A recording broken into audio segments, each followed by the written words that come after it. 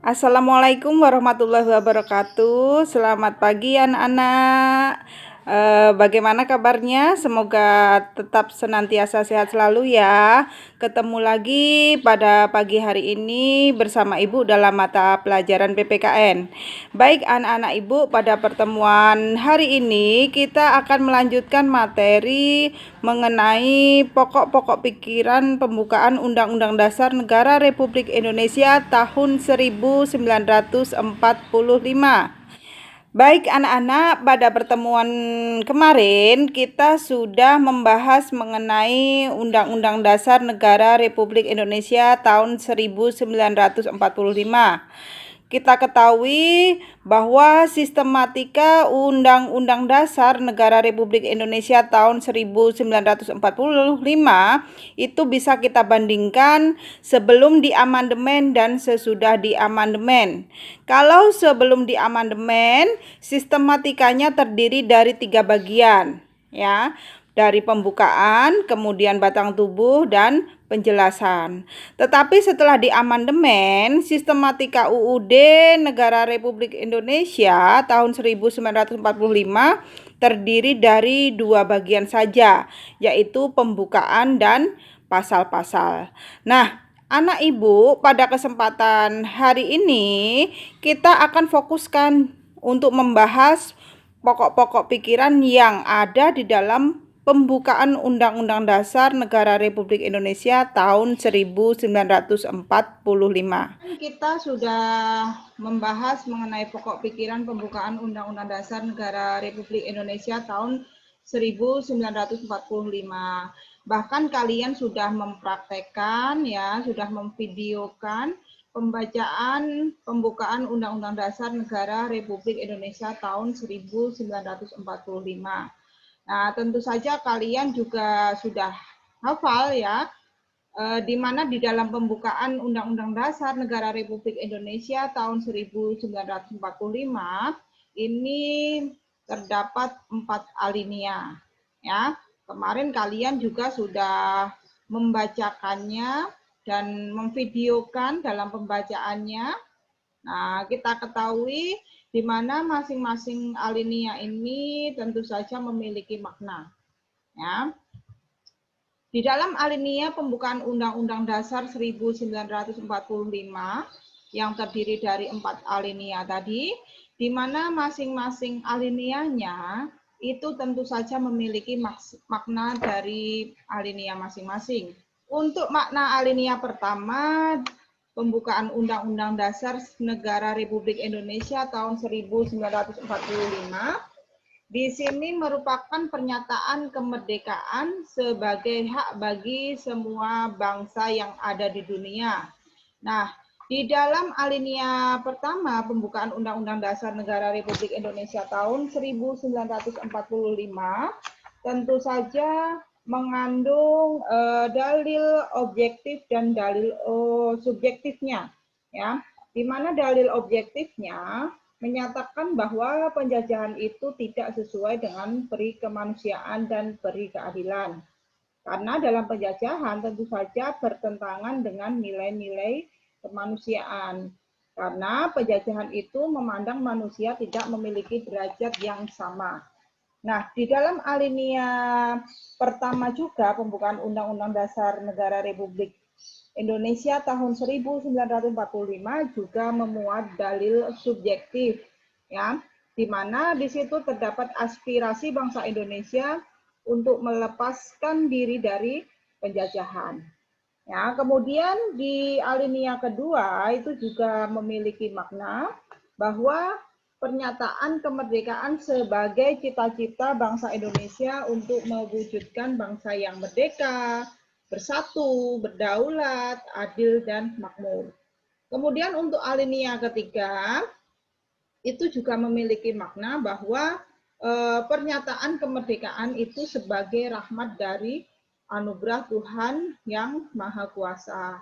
Kita tidak dipungkirin bahwa negara Indonesia merupakan negara religius, jadi dalam peraih kemerdekaan itu tidak serta-merta merupakan perjuangan para pahlawan saja, ya, tetapi kita juga meyakini bahwa kemerdekaan Indonesia itu merupakan rahmat dari Tuhan Yang Maha Kuasa. Nah, untuk di alinea keempat yang merupakan alinea panjang ya, paling panjang di antara alinea-alinea yang lain, memiliki makna bahwa ada pernyataan pemerintah negara Indonesia di dalam mencapai tujuan negara. Nah, di dalam alinea keempat itu memuat juga mengenai dasar negara Indonesia yaitu Pancasila, kemudian juga memuat mengenai pokok-pokok dasar dalam bentuk negara Republik Indonesia dan sistem pemerintahan yang ada di Indonesia. Ya, nah kemudian kita lanjut ke pokok pikiran. Ya, pokok pikiran yang ada di dalam pembukaan UUD 1945 nanti akan kita kaitkan dengan sila-sila Pancasila. Nah, di dalam pembukaan UUD Negara Republik Indonesia tahun 1945 itu ada 4 pokok pikiran, ya. Pokok pikiran pertama, pokok pikiran kedua, pokok pikiran ketiga, pokok pikiran keempat, ya. Nah, kalau kita berbicara mengenai pokok pikiran pembukaan UUD, nanti kita akan kaitkan dengan sila-sila yang ada di dalam Pancasila. Ya, Ibu ulangi sekali lagi ya supaya kalian tidak bingung. Ya, kalau kita berbicara dengan alinea, maka makna alinea itu hampir mirip ya dengan bunyinya. Ya, tapi kalau kita berbicara mengenai pokok pikiran, itu kita tidak lagi berbicara mengenai alineanya, ya. Pokok pikiran yang ada dalam pembukaan UUD nanti akan berkaitan dengan sila-sila yang ada di Pancasila. Nah, pokok pikiran yang ada di dalam pembukaan UUD itu ada 4. Pokok pikiran pertama, pokok pikiran kedua, pokok pikiran ketiga, pokok pikiran keempat. Nah, nanti akan kita kaitkan dengan sila-sila yang ada di dalam Pancasila. Nah, kita masuk dulu ke pokok pikiran pertama dari pembukaan UUD tadi, yaitu negara melindungi segenap bangsa Indonesia dan seluruh tumpah darah Indonesia dengan berdasar atas persatuan. Ya, makanya dalam pokok pikiran pertama itu adalah persatuan, karena ternyata terkandung di situ adalah sila ketiga dari Pancasila. Kemudian pokok pikiran kedua, yaitu negara hendak mewujudkan keadilan sosial bagi seluruh rakyat Indonesia. Nah, pokok pikiran kedua ini adalah keadilan sosial. Ya, ini berkaitan dengan sila kelima. Dan ketiga yaitu negara yang berkedaulatan rakyat berdasarkan atas kerakyatan dan permusyawaratan perwakilan. Pokok pikiran ketiga ini merupakan cerminan dari sila keempat Pancasila, ya. Nah, maka dari itu pokok pikiran ketiga adalah kedaulatan rakyat. Kemudian lanjut ke pokok pikiran keempat, yaitu negara berdasar atas ketuhanan yang Maha Esa menurut dasar kemanusiaan yang adil dan beradab. Nah, pokok pikiran keempat itu adalah ketuhanan, di mana merupakan cerminan dari sila pertama dan kedua Pancasila.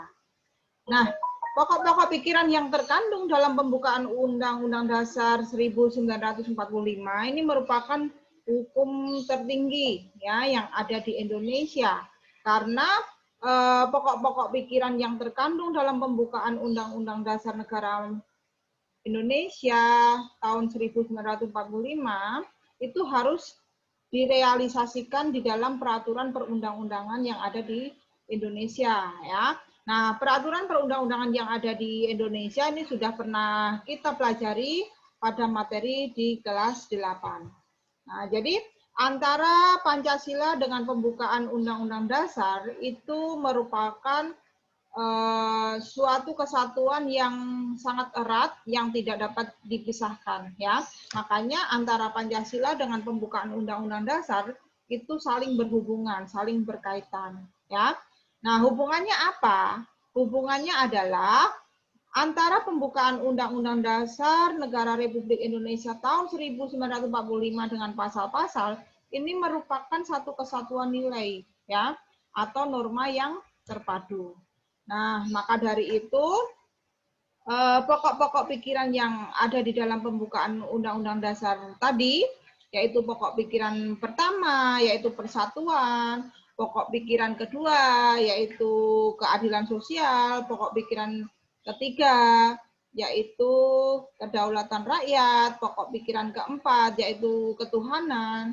Nah, ini semua harus kita realisasikan ke dalam wujud sikap positif yang ada di berbagai bidang kehidupan, ya, baik itu di lingkungan keluarga, di lingkungan sekolah, masyarakat maupun bangsa dan negara, ya. Itu untuk penguatan materi pada pokok-pokok pikiran pembukaan UUD Negara Republik Indonesia tahun 1945. Baik anak-anak, setelah Ibu menjelaskan materi pokok-pokok pikiran dalam pembukaan Undang-Undang Dasar Negara Republik Indonesia tahun 1945. Nah, sekarang silahkan kalian mengerjakan kuisis yang sudah Ibu buat ya. Silahkan langsung klik kerjakan di link yang sudah Ibu sematkan di dalam Google Classroom ya. Selamat mengerjakan ya anak-anak Ibu. Untuk pertemuan pada pagi hari ini Ibu cukupkan sekian. Ibu akhiri. Wassalamualaikum warahmatullahi wabarakatuh.